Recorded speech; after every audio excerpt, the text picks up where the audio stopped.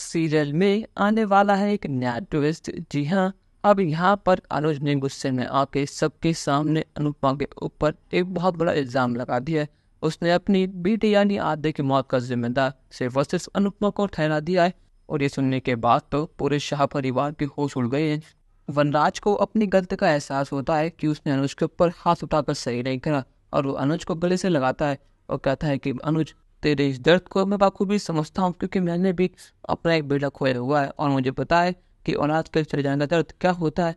पर लेकिन तूने एक कदम को ठीक कही, इस सब की जिम्मेदार खाली अनुपमा जोशी है। इसने ना कभी तेरी, ना तो कभी तेरे बेटी की, और ना कभी तेरे प्यार की इज्जत करी है, क्योंकि इस अनुपमा ने तुम्हें आज तक कभी दिल से अपना है ही नहीं। अनुपमा ने पहले मेरा घर बर्बाद करा, मेरे समर को मुझसे दूर करा, और अब इसने तुझे बर्बाद कर दिया। तेरी बेटी यानी आतक को मुझसे दूर कर दिया। इसने तेरी बेटी की जान ले ली। और यहाँ पर बाप भी कहते हैं कि अनुपम, ये तूने क्या करा? आखिर तू माँ बनने लायक ही नहीं है। तूने तो बेचारी बच्चे की जान ले ली। अरे जब तुझे प्यार था ही नहीं, ना आद्या से ना अरुण से, तो तूने झूठा प्यार दिखाया है क्यों? तूने आंखें फालतू में उसे अडॉप्ट कराई क्यों? अच्छा खासा अनुज अकेले ठीक था, 26 साल का प्यार पूरा करने के चक्कर में तूने उसे बर्बाद कर दिया। एक हमारा अनुज है, इतना भोला भला, उसने तुझे हर चीज दी, पर लेकिन तुझे आज तक कदर ही नहीं कोई चीज की, और तूने बदले में उसे क्या दिया? दुख, दर्द। अब यहाँ पर पूरा शाह परिवार अनुपमा के ऊपर इल्जाम लगा रहा है। पाखी, तोशु, डिम्पी, यहाँ पर सभी लोग अनुपमा को ब्लेम कर रहे हैं। बस यहाँ पर टीटू और किंजल अनुपमा की साइड है। पर लेकिन चारों तरफ से अनुपमा को घेर लिया गया है और उसके ऊपर इल्जाम लगाया जा रहा है कि वो आद्या की जिम्मेदार है, उसने आद्या की जान ली है।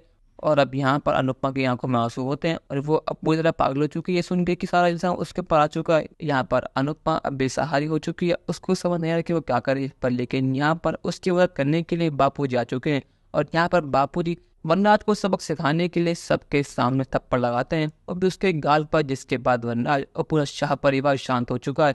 ये देखकर सभी घर वाले बहुत शौक हैं कि बापूजी ने अपने बेटे वनराज पर हाथ उठा दिया है। बापूजी कहते हैं कि वनराज, तेरी इतनी हिम्मत कैसे हुई कि तूने मेरी बेटी से ऐसे बात करी, और तेरी इतनी हिम्मत कैसे हुई कि तूने अनुज पर हाथ उठाया? तुझे पता है ना अनुज की हालत ठीक नहीं है, तूने फिर भी उसकी बात ना समझकर तूने उस पर हाथ उठाया।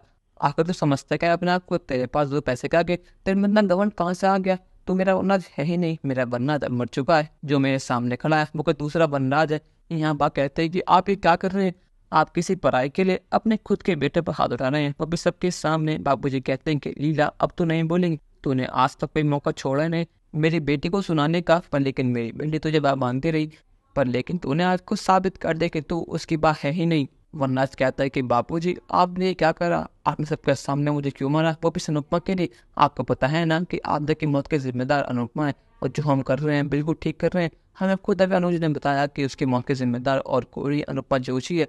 बापूजी कहते हैं कि तू कब से बात मानने लगा अनुज की? अनुज ने कुछ देर पहले ये कहा था कि ईशानी उसकी बेटी आद्या है। क्या तूने उसकी बात मान ली? तो तूने बात कैसे मान ली कि आद्या मर चुकी है, उसकी जिम्मेदार अनुपमा है? तू मुझे ये बता, जब तुझे भरोसा है नहीं ना अनुज पर, अनुपमा पर, तो तूने इस बात पर यकीन कैसे कर लिया कि उसके जिम्मेदार अनुपमा है? अरे मुझे पूरा यकीन है कि बरखा और अंकुश ने झूठ बोला है, और मुझे पूरा यकीन है कि आद्या जिंदा है आज भी। पर लेकिन वो कहाँ पर और क्या कर रही है किसी को पता भी नहीं है, क्योंकि आज तक उसकी डेड बॉडी मिली ही नहीं, क्योंकि आज तक पुलिस कंप्लेंट हुई नहीं। ना अंकुश ने करी ना बरखा ने करी, और दोनों ने झूठ बोला अनुपमा से।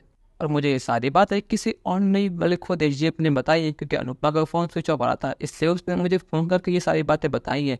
यहाँ वनराज कहता है कि बापूजी, आप ये क्या बात कर रहे हैं? पर लेकिन फिर भी आप इस पढ़ाई के लिए मेरे पर हाथ उठाओ सबके सामने। बापूजी कहते कि तेरे लिए पढ़ाई होगी, पर लेकिन मेरे लिए ये मेरी बेटी थी, बेटी है और हमेशा रहेगी, फिर चाहे तुम लोग कुछ भी कर लो। और लीला, तू अब तो कुछ नहीं बोले, क्योंकि तूने जब मेरे साथ छोड़ देता, जब तू मुझे आश्रम में अकेला छोड़कर अपने बेटे के पास आ गई थी, तो वहाँ पर सिर्फ अनुपमा मेरे साथ थी। अनुपमा ने मुझे अपनाया, अपने घर लेके आई, और अब तू है कि चल पैसों के लिए अपने बेटे के पास चली गई। तूने अपने पति के प्यार के आगे अपने बेटे का प्यार चुना, तो वह मैं भी तेरे प्यार के आगे, तेरे बेटे के प्यार के आगे अपने बेटे का प्यार चुनूंगा, फिर चाहे कुछ भी हो जाए। यहाँ पर बापूजी ने वरनाज का गुणगान कराकर सही करा गलत, अपनी राय हमें कमेंट में जरूर बताइएगा, और चैनल को अब तक नहीं किया सब्सक्राइब तो करनी चाहिए। धन्यवाद।